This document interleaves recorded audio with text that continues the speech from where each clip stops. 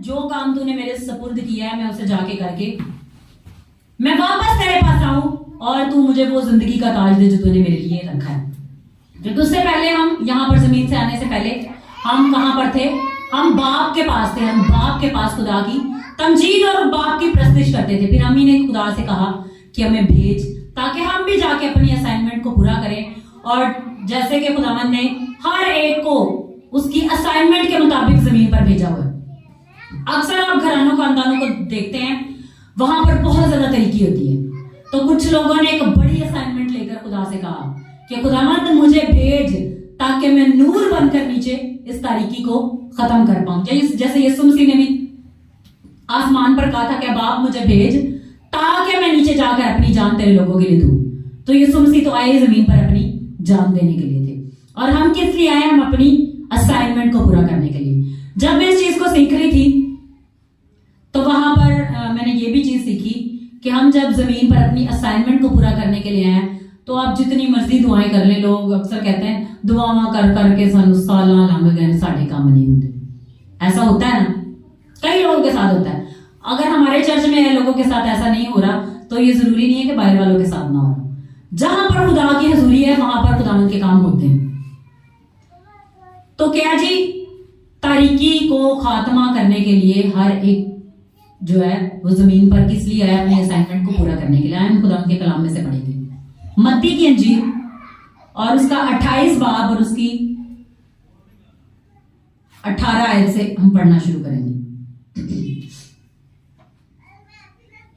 यस्सु ने पास आकर उनसे बातें की और कहा कि आसमान और जमीन का कुल इख्तियार मुझे दिया गया, बस तुम जाकर सब कौमों को शागिर्द बनाओ और उनको बाप और बेटे और रूह कुद्दस के नाम से बपतिस्मा दो और उनको ये तालीम दो कि उन सब बातों पर अमल करें जिनका मैंने तुमको हुक्म दिया, और देखो मैं दुनिया के आखिर तक हमेशा तुम्हारे साथ हूं। यहां पर यीशु मसीह ने किसी का नाम लेकर कहा था कि तुम सिर्फ बपतिस्मा देना, तुम ये काम करना, बाकी किसी को नहीं। ऐसा कोई लिखा हुआ इधर? किसी को अपना नाम यहां पर लिखा हुआ दिखाई दिया हो? नहीं लिखा।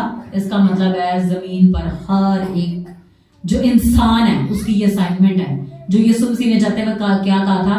बस तुम जाकर सब कौमों को, ये भी नहीं कहा कि क्रिश्चियंस में मुनादी करो, ये भी नहीं कहा कि जो भटके हैं उनको वापस लेकर आओ। जब यीशु मसीह इस जमीन पर थे तो यीशु मसीह ने क्या कहा था कि मैं इस्राएल के घराने की खोई हुई भेड़ों के पास भेजा गया हूं।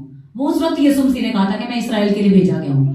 जब एक औरत अपनी बेटी के लिए यीशु के पीछे चलाती है कि मेरी बेटी को एक बदरू जो है वो तंग करती है तो उसे आजाद कर, तो यीशु मसीह ने उसे कहा था कि मैं इस्राएल के घराने की खोई हुई भेड़ों के लिए भेजा गया हूं। तो उस औरत ने आगे से क्या किया था कि कुत्ते भी मेज के उन टुकड़ों से खाते हैं जो मेज से गिरते हैं। तो उसने कहा कि हम भी उन्हीं में शामिल हैं, मतलब वो गैर कौम थी। तो यीशु मसीह ने जब ये कहा कि मैं इस्राएल के घराने की खोई हुई भेड़ों के पास भेजा गया हूं तो यीशु मसीह ने क्या किया? अपने कलाम को उसी वक्त इस पोजीशन में चेंज कर दिया। किस पोजीशन में? गैर कौम में। बस तुम जाकर सब कौमों को शागिर्द बनाओ। तो आपका ख्याल है जिस औरत की बेटी को यीशु ने वहीं पर बोलकर बदरू से आजाद किया था, तो क्या वो यीशु पर ईमान नहीं लाई होगी? क्या वो यीशु के साथ नहीं चलती होगी? मतलब गैर कौमों में तो यीशु ने उसी वक्त काम करना शुरू कर दिया था। हालांकि बोल यीशु मसीह क्या रहा था कि मैं गैर कौमों के लिए नहीं बल्कि इस्राएल के घराने की खोई हुई भेड़ों के लिए भेजा गया हूं। लेकिन उसके बाद अगर हम देखें तो पतरस को बुलाया गया करनीलियस के घर, हालांकि वो गैर कौम शख्स था। तो यहां पर लिखा है बस तुम जाकर सब कौमों को शागिर्द बनाओ और उनको बाप और बेटे और रूह कुद्दस के नाम से बपतिस्मा दो। वैसे इसमें जो एक पॉइंट है वो मैं घर से सोच के नहीं आई थी, मुझे नहीं पता, ये अभी खुदावंद मेरे पे ये खोल रहा है। और ये जब खोल रहा है इसका मतलब है कि हम सब ने इस चीज में काम करना है। तो आप ये देखें कि सब कौमों को शागिर्द बना। अब हमें नहीं पता कि हमारी असाइनमेंट में कितने गैर कौम के लोग हैं। अगर हम आसमान पर खुदा को बोलकर आए हैं कि खुदावंद मैंने 10 लाख रूहें बचानी, मुझे भेज, तो पिछले संडे मैंने आपको क्या कहा था? सबसे पहला काम क्या होगा? तू बच तो तेरा घराना बचाया जाएगा। सबसे पहले हमने अपने घराने पे वर्क करना है। हमारा घराना बचेगा, फिर हमारा मोहल्ला बचेगा, फिर हमारा शहर बचेगा, फिर हमारा मुल्क बचेगा। और उसके बाद खुदा का कलाम कहता है कि जमीन की इंतहा तक मेरे गवाह ठहरो। तो जमीन की इंतहा में ये नहीं कहा कि सिर्फ क्रिश्चियन, बल्कि हर कौम, ठीक है। तो हम क्या लेके आए जमीन पर? एक असाइनमेंट। और जो बंदा दुआ ही नहीं करता, जो बंदा अपने ही कामों में बिजी रहता है, उसके ऊपर तो उसकी असाइनमेंट खुली नहीं है। अब आप इस बच्चे को देखें, चाहे इसकी एज जो भी है, ये चर्च में बजाता है, इसके ऊपर इसकी असाइनमेंट है। कल को खुदा इसे और उठाएगा जब ये कलाम को सुनेगा और उसको प्रीच करना शुरू कर देगा, और ये बच्चा कलाम को प्रीच करेगा। इसके ऊपर मैं खिदमत देख रही हूँ। खुदावंद ने इसे अपनी खिदमत के लिए चुना हुआ है। आज ये बजा रहा है, ये जिंदा खुदा की तमजीद के लिए बजा रहा है। कल को ये बड़े बड़े स्टेजेस पर प्रीच करेगा। मैं खुली आंखों से देख रही हूँ, बड़े स्टेजेस हैं, उन पर ये बच्चा प्रीच कर रहा है। तो जिसके बारे में जो चीज है वो खुदावंद ने उसके अंदर रखी हुई है। इसके अंदर खुदा ने वो जोश अभी से भरा है, और ये जोश को जब आग लगेगी, हवा लगेगी, तो ये जोश बढ़ता चल जाएगा। क्योंकि एंड टाइम पर खुदा को आग वाले लोग ही चाहिए, ठंडे और नीम गर्म लोग नहीं चाहिए। खुदा को कौन से लोग चाहिए? जो रूह से उसके काम करने के लिए रेडी हो, जो रूह से उसके नाम की प्रस्तिश करने के लिए रेडी हो। इस बच्चे के बारे में ये मुझे बता रहे थे कि ये सुबह भी एक चर्च में बजाता है, शाम को भी एक चर्च में बजाता है। मतलब उसने अपने आप को बुक किया हुआ है खुदा के काम के लिए। तो आपका क्या ख्याल है? जो खुदा के लिए अपने आप को पेश किए है, उसकी जिंदगी में असाइनमेंट है, उसकी जिंदगी में बड़ी असाइनमेंट है। खुदा का कलाम क्या कहता है? बच्चे की उस राह में तरबियत कर जिस पर उसे चलना है, वो बुरा होकर भी उससे नहीं मुड़ेगा। तो ये नहीं होता कि खुदा का कलाम ये कहता है कि हमने बच्चों की तरबियत करनी है, पर बात घराने ऐसे हैं वहां के बच्चों को तरबियत नहीं की जाती। खुदा उनके अंदर खुद ही आपको जारी कर देता है, और वो खुद ही खुदा की खिदमत में खड़े हो जाते हैं। हमारी फैमिली में ऐसे था, हमें खिदमत के लिए घराने में रेडी नहीं किया गया। ये तो खुदा ने हमारे अंदर खुद ही आग लगाई कि हम खिदमत करें। और फिर हमने दुआएं करना शुरू की, खुदावंद हम में से तू नबियों को खड़ा कर, हम में से खुदावंद तू बड़े बड़े लोगों को खड़ा कर, तू कौमों को बचा, उम्मतों को बचा। तो जब ये दुआएं हमने की हुई, तो ये चीजें हमने खुद नहीं की, ऑटोमेटिकली खुदा ने हमसे कराई हुई है। आप भी जो इस जगह पर मौजूद है, आपकी भी असाइनमेंट्स हैं। पर क्या है, जब हम पर हमारी असाइनमेंट खुलती है तो दुश्मन हम पे अटैक करना शुरू कर देता है। अटैक करता, फिर बाज लोग समझते हैं इससे तो बेहतर था कि मैं पहले ही जैसे जिंदगी गुजारता मैं वैसे ही गुजारना शुरू कर दूं। अब आप देखिए, हम अक्सर घर में बात कर रहे होते हैं कि यीशु मसीह ने भी ये सारी लड़ाइयां लड़ी हैं। और जब यीशु मसीह सलीब पर जा रहा था अपनी जान देने को, तो इतना जुल्म यीशु मसीह पे किया गया, इतना जुल्म यीशु मसीह पे किया गया कि यीशु मसीह के बदन का कोई एक हिस्सा भी नहीं छोड़ा गया जहां पर जख्म ना लगे हो। उसके बदन से सारा वो मांस उतर गया। वो अपनी जान देने के लिए आया था, वो अपनी असाइनमेंट में था। हालांकि वो वहां पर बोलता था कि अगर मैं फरिश्तों को भी हुक्म करूं तो वो नीचे मेरी मदद के लिए उतर आएंगे, लेकिन उसने नहीं कहा। उसने कहा बाप मेरी नहीं बल्कि तेरी मर्जी पूरी हो। जब यीशु मसीह ये सब काम कर रहा है तो हम भी जमीन पर अपनी असाइनमेंट को लेकर आए हैं। अब हर किसी की छोटी असाइनमेंट है, किसी की बड़ी असाइनमेंट है, लेकिन आप याद रखें जब आपकी मुखालफत होती है तो आप एक बड़े लेवल पर अनाउंस होने जा रहे थे। जब आपका मजाक बनाया जाता है, हम सोच रहे थे कोई नहीं, लोग अगर हमारा मजाक बनाएंगे तो ये कितनी खुशी की बात होगी। और जब मुसीबतें आएंगी, जब परेशानियां आएंगी, तो खुदा में खड़े रहना, खुदावंद तू अपनी आग को मेरे अंदर लगा। ये नहीं है कि हम भी बड़ी आसानी से आ गए, हमें बड़ा टाइम लगा है। खुदा ने मुश्किलों से, मुख्तलिफ चीजों से हमें निकाला है। निकाल कर जो कायम रहता है वो खड़ा होता है, वो सरफराजी को पाता है। तो खुदावन ने जब हम में से हर एक की जिंदगी में एक असाइनमेंट रखी है, तो उस असाइनमेंट को पहचान कर उसके अकॉर्डिंगली वर्क करना है। तो हम ये सीख रहे थे कि जो बंदा अपनी असाइनमेंट में होता है वो बचा रहता है, उसके चुगिर्द खुदा के फरिश्ते खड़े रहते हैं। अब आप कहेंगे कलाम में लिखा, खुदावन तेरा कलाम कहता है खुदावन से डरने वालों की चारों तरफ तेरा फरिश्ता क़यामतन रहता है। खुदाया हमें क्यों बीमारी लग जाती है, हम तो तेरे से डर रहे हैं। सोचा कभी आपने ये बात कि हम तो खुदा से डर रहे हैं, फिर भी हम क्यों बीमार हो जाते हैं, फिर भी क्यों हमारे घर के हालात मुश्किल में पड़ जाते हैं, क्यों हमारी कंडीशंस जो हैं वो वर्स हो जाती हैं। तो इस बात को सोचें कि ये कलाम सिर्फ उन लोगों के लिए है जो अपनी असाइनमेंट में है, खुदावन से डर रहे हैं। खुदावन हम तेरे खौफ में है कि जिस काम के लिए तूने हमें भेजा है हम उसमें पूरा उतर पाए। तो फिर खुदावंद का कलाम क्या कहता है? खुदावंद से डरने वालों की चारों तरफ उसका फरिश्ता खैमजन रहता है। अब बदरूहों के कई केसेस को डील करते करते इस बात का तो हमें एक कंफर्मेशन होगी कि खौफ को लाके बदरूहें इंसान के अंदर एंट्री डालती हैं और फिर इंसान इसी डर में था, कहीं मुझ पे यहाँ से न अटैक आ जाए, कहीं यहाँ से न अटैक आ जाए, कहीं ये ना मेरे साथ हो जाए, कहीं मतलब वो खौफ जकड़ लेता है। एक गलत मैनिपुलेशन आपके माइंड को जकड़ लेना और चीजें इस तरह से शैतान आपकी जिंदगी में करता रहता है। लेकिन खुदा का कलाम कहता है कि जिसे खुदा रिहा करता है उसे कोई भी बांध नहीं सकता। खुदा का कलाम कहता है कि उसके खोलने को कोई बंद नहीं कर सकता और उसके बंद किए को खोल नहीं सकता। तो जब आपको खुदा ने आजाद किया तो खुदा ने आपको ये नहीं इसलिए नहीं आजाद किया कि आप वो काम करें जो दुनिया के हैं। अब बहुत पहले की बात है, मैंने खुदा के खादिम से सीखा कि खुदा को कोई भी टेंशन नहीं है कि वो ऐसे बंदे को बदरूहों से बीमारियों से आजाद कर दे ताकि वो अगर आज नशे में है, आज बुरे कामों में, तो कल को वो इससे बड़े गंदे काम करे आजाद होके। खुदा क्यों आजाद करता है? ताकि वो खुदा के साथ चले, ताकि खुदा की हुजूरी में बढ़े, खुदा के जोर में बढ़े और खुदा के नाम को जला। हालेलुया। तो जैसे हम कलाम में पढ़ रहे हैं कि बस यीशु ने पास आकर उनसे बातें की और कहा कि आसमान और जमीन का कुल इख्तियार मुझे दिया। क्यों यीशु को दिया गया था? क्योंकि यीशु ने कहा था मुझे भेज मैं ताकि अपनी जान दूं। उससे पहले यीशु के पास इख्तियार नहीं था। जब यीशु ने अपनी जान दे दी, अपनी असाइनमेंट को पूरा कर लिया, तो फिर क्या हुआ? यीशु के पास सारा इख्तियार आ गया। तो हम भी जब अपनी असाइनमेंट में हैं, असाइनमेंट को पूरा करने के लिए हम वर्क कर रहे हैं, तो खुदा के फरिश्ते हमारे साथ हैं। हमारे जो टीचिंग्स जो हमने स्कूल ज्वाइन किया था उसमें मैं लिख रही थी उस मैसेज को, तो उस मैसेज में मैंने एक बात पढ़ी कि आप देखें कि हम में से कुछ लोग ऐसे हैं जिनको अपने मरने का पता होता है कि उसने किस दिन मरना है। वो जो प्रोफेटिक एनॉइंटिंग में मूव होते हैं उनको पता है कि मैंने कब मरना है, उनको पता है कि मेरा टाइम कब आएगा, उनको पता है कि मैंने क्या काम करना है।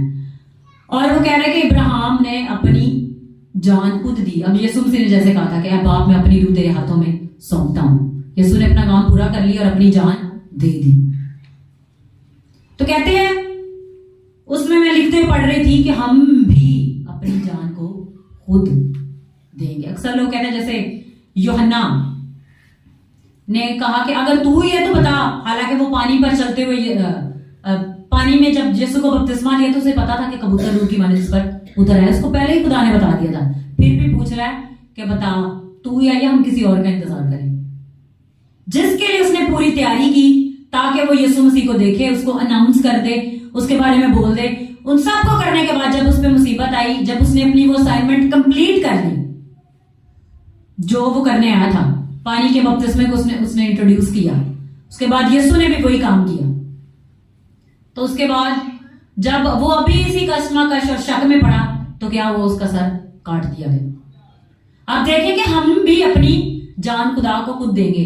कैसे देंगे? अब आप ये देखें, एक बंदे ने अपनी असाइनमेंट पूरी कर ली है तो खुदा कहे ऐ मेरे अच्छे खादिम तेरा वक्त पूरा हो गया, आ जाओ ऊपर मेरे पास।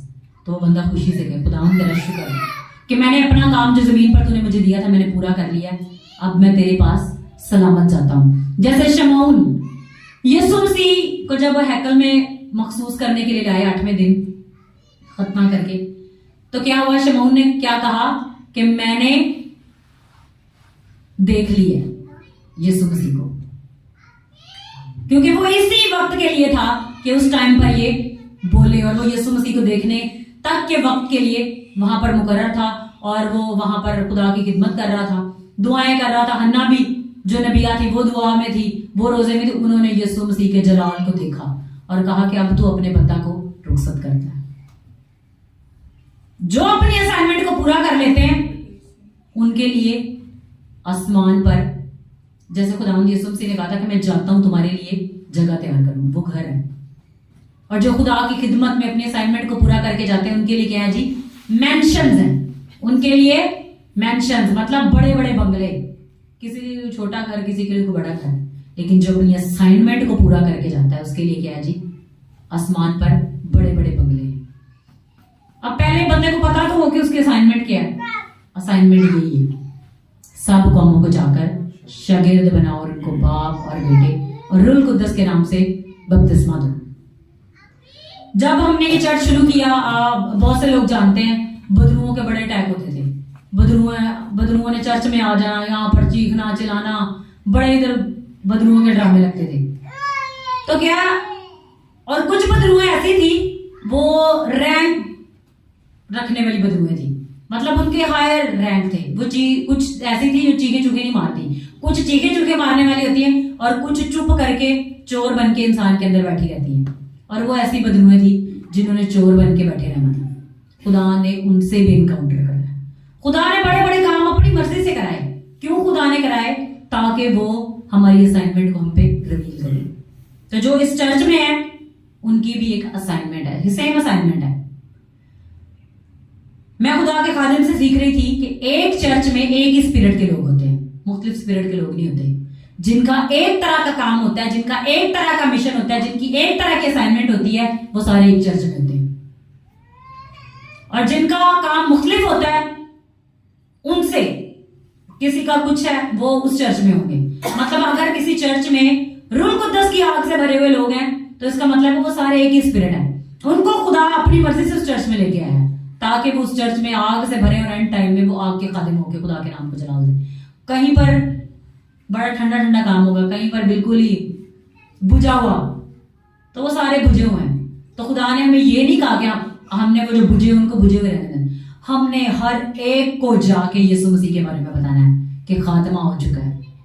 अब जैसे नूह ने क्या किया था, वो उसने 500 साल मुनादी की कि तूफान आ रहा है, तूफान आ रहा है, तबाही आ रही। सारे कहते थे पागल बाबा, कोई नहीं आ रहा।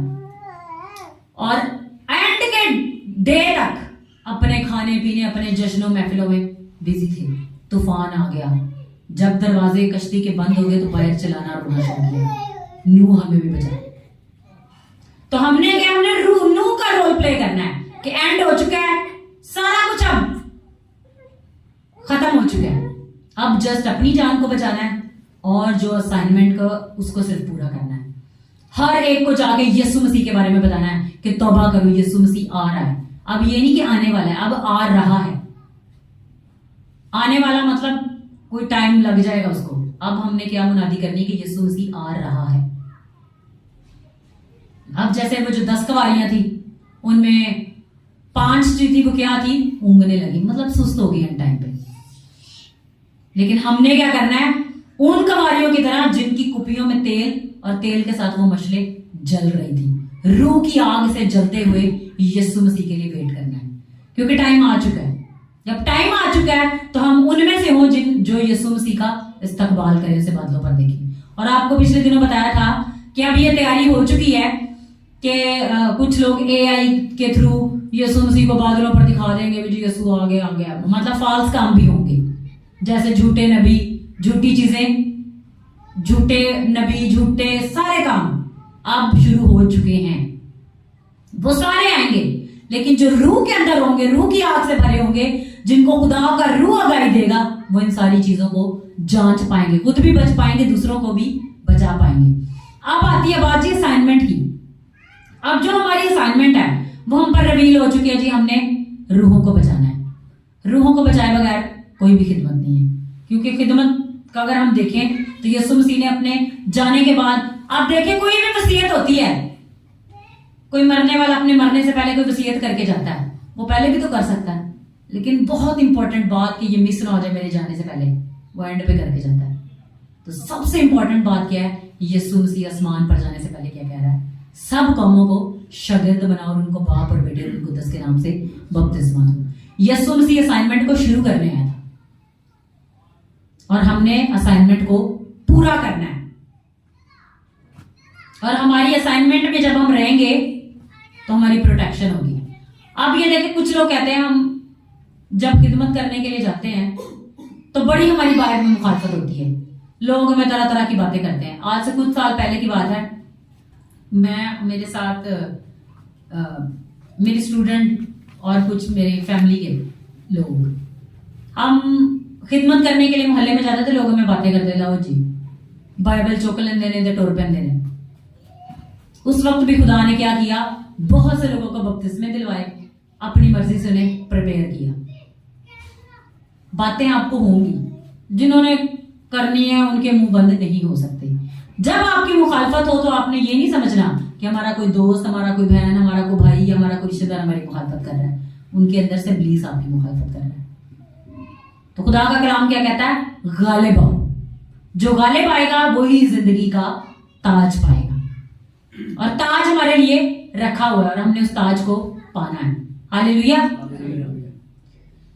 तो जब हम अपना काम करने के लिए निकलेंगे, जितनी बदलू ने हमारे फाइनेंसेस बांधे हुए हैं, जिन्होंने हमारे कारोबार बांधे हुए हैं, जिन्होंने हमारे घर को बांधा हुआ है, हमारे फैमिली मेंबर्स को बांधा हुआ है, यीशु मसीह उनको खोलना शुरू कर देगा। कैसे खोलेगा? हम यीशु मसीह की मुनादी करेंगे, यीशु के फरिश्ते हमारे घर उतर आएंगे। हम लोगों को बचाएंगे, खुदा हमारे घर को बचाएगा, हमारे कामों को सीधा करेगा। ये आपको पहले भी बताया था कि आप जितने चाहते हैं कि मेरी फैमिली सेट हो जाए, मेरा घराना सेट हो जाए, मेरा फ्यूचर सेट हो जाए और मेरा प्रेजेंट सेट हो जाए, तो खुदा की असाइनमेंट में जो खुदा ने आपको दी है उसमें अपने आप को और आग से भरे हुए लोगों की तरह दे देंगे। हमने लास्ट संडे भी इसी तरह का कुछ सीखा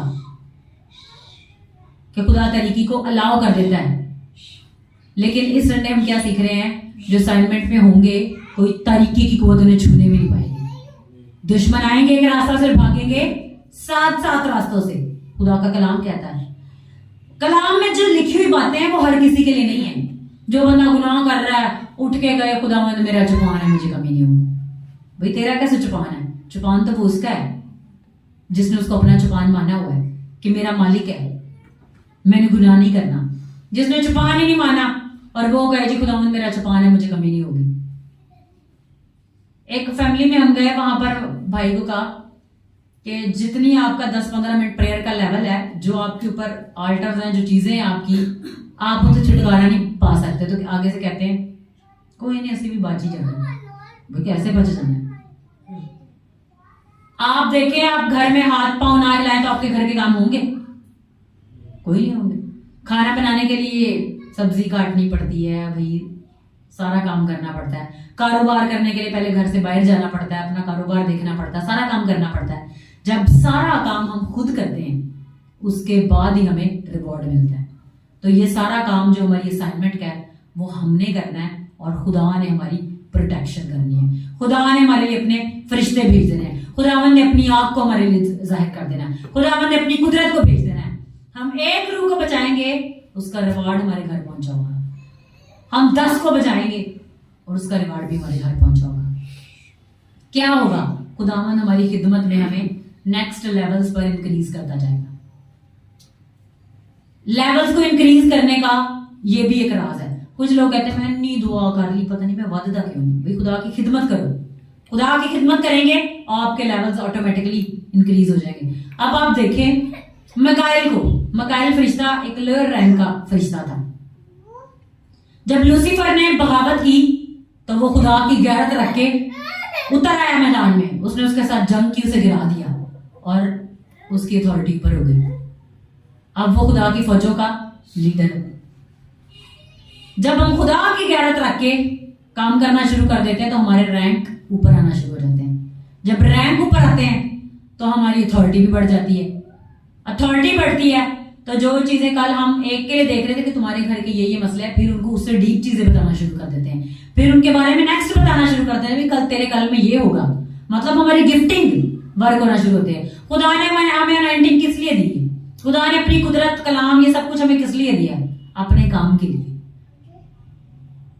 खुदा ने जो हमारे अंदर गिफ्ट रखे हैं वो कैसे चमकते हैं? जब हम उसे बाहर निकलकर यूज करते हैं।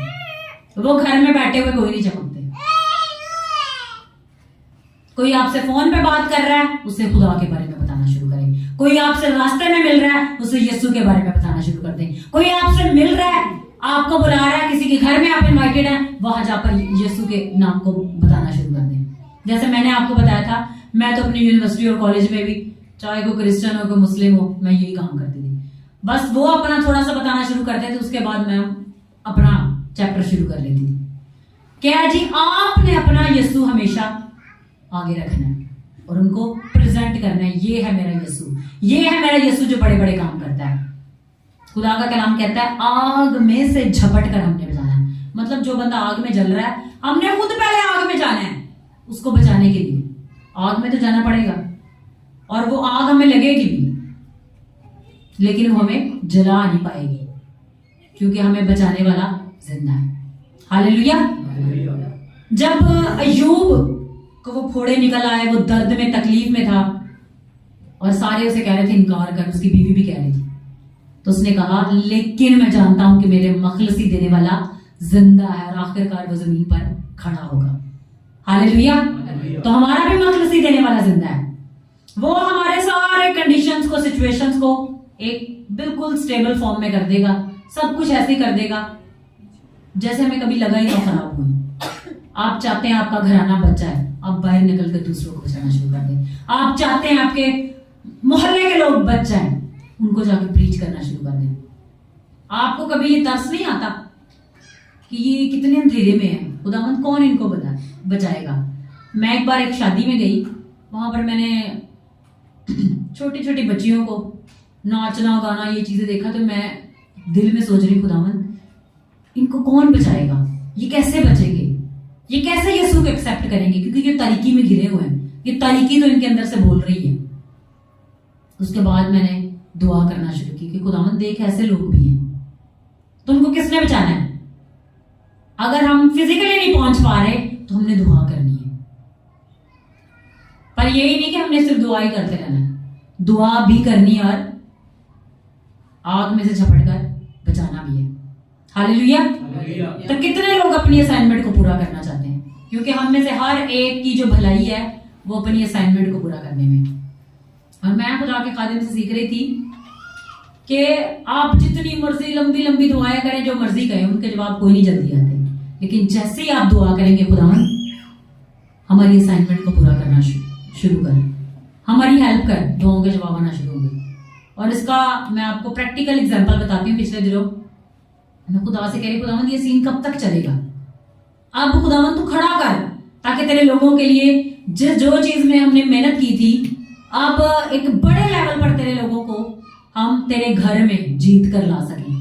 चर्च जरूरी नहीं है, लेकिन क्यों इसको जरूरी हमने खुदा ने इसको रखा हुआ है, ताकि जो लोग बचाए जाते हैं वो यहाँ पर आके सीखे, रूह और सच्चाई को सीखे कि कैसे हमने खुदा की बादशाह के लिए तैयार होना है।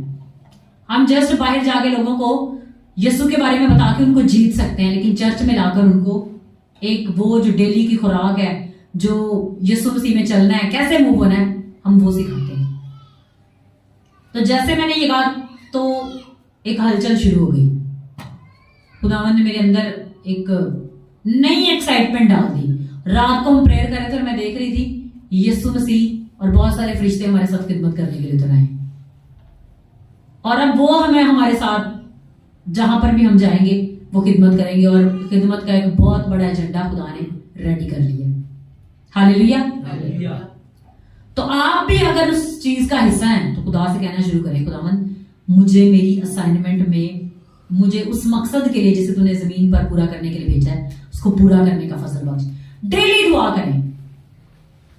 हम में से क्या हो सकता है, हम रोजा भी रख सकते हैं, खुदावंद जो मेरी जिंदगी का काम है उसे मैं पूरा कर पाऊं। जैसे हमने दिसंबर में रोजे रखे कि खुदावंद हम अपनी खिदमत को पूरा कर पाए, फिर हमने जनवरी में रोजे रखे खुदावंद हम अपनी खिदमत को पूरा कर पाए। तो हमने ये सब किस लिए किया, अपनी असाइनमेंट को पूरा करने के लिए, और अब वो वक्त आ चुका है कि खुदा आप काम करे। तो हमारी जो असाइनमेंट का है, जो मकसद है, हम वो पूरा करेंगे और हमारी जिंदगी के बाकी सारे काम खुदा खुद करेंगे। हालेलुया। तो आए अपनी आंखों को बंद करें, अपने सरों को झुकाएं और सब खुदा से कहना शुरू करेंगे, खुदावंद जब मैं तेरी असाइनमेंट में हूं, जब मैं जिंदा खुदावंद तेरे मकसद के अंदर रखा गया हूं, तो खुदावंद अब वो मेरी जिंदगी से पूरा होना शुरू हो। अब तेरे काम, तेरा जलाल, तेरी कुदरत मेरे अंदर से मैनिफेस्ट होना शुरू हो। खुदावन तेरा फजल मेरी जिंदगी पर छाना शुरू हो, खुदावन तेरी आग मेरी जिंदगी पर ठहरना शुरू हो। रबासी थाला बीशा सफरिंदा खाले ला रबासी फिंदरी।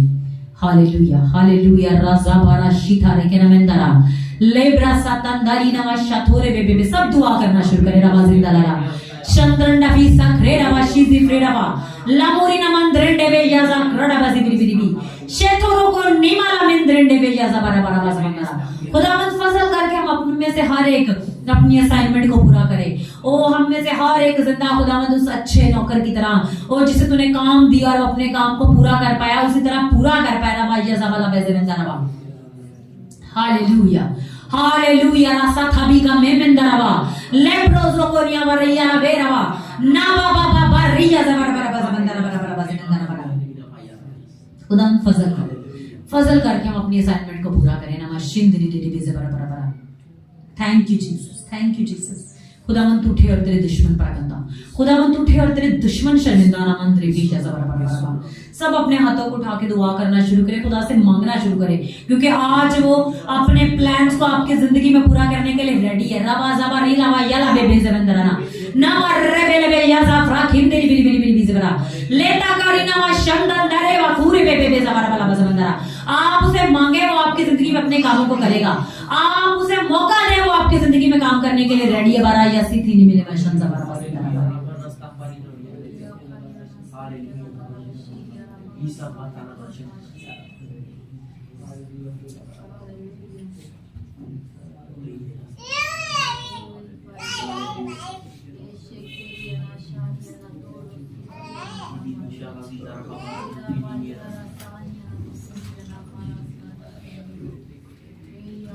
रसाबरी शंजा फ्रूडा ला पिंद्रेडे गेलेडे विशाथारा करा ए ला बाबा बारी नमन दंदारी नमन सोकोली रबरा ले बर्रा बाबा शथा तंदारी रा बाबा दिकरा वाला। थैंक यू जीसस, तेरा शुक्र हो रबो बजरदा। ओ खुदावन तू हमें खड़ा कर ताकि पूरी दुनिया में तेरी धूम मचा दे। खुदावन ओ पूरी दुनिया को बता दे कि हमारा यीशु जिंदा है, ताकि हर एक कौम हर एक इलाके हर एक जगह पर यहाँ कर यहोवा खुदावन हम तेरे नाम को जिंदा खुदावन सर बुलंद कर पाए। ऐ बाप यहोवा खुदावन जब तूने अपनी असाइनमेंट में रखा है तो हमारे थ्रू अपने कामों को करना शुरू कर। ओ हम सबको जितने जगह पर मौजूद है, जितने हमारे चर्च के मेंबर्स हैं, उन सब की जिंदगी में तेरे जलाल को तेरी कुदरत को मांगते हैं। वो तेरी असाइनमेंट के अंदर आ जाए, वो तेरी आंख के अंदर आ जाए, वो तेरे फजल के अंदर आ जाए। बारा वही नवाजा मंजा बारा बारा बस। हालेलुया खुदावन तेरा जलाल बरसे, तेरी कुदरत बरसे। नमा शाबा बाबा रबा बाबा जीबा राखी नमा बेरा ले प्राणा किंदे रे रे बेशथा ला किंदा बाबा ओ रबा बाबा रिशत है के मेरे मेरे ओ तेरे नाम का चर्चा हर गली में हो, तेरे नाम की जिंदा खुदावंद वडियाई हर जगह पर हो। वाला बाशी जिबी में नमन था के यार। हालेलुया सारे जग च दुहाई यीशु नासरी दिए, सारे जग च दुहाई यीशु नासरी दिए। हर थां वडियाई यीशु नासरी दिए, हर थां वडियाई यीशु नासरी दिए। सारे जग च दुहाई यीशु नासरी दिए, सारे जग सारे जग सारे जग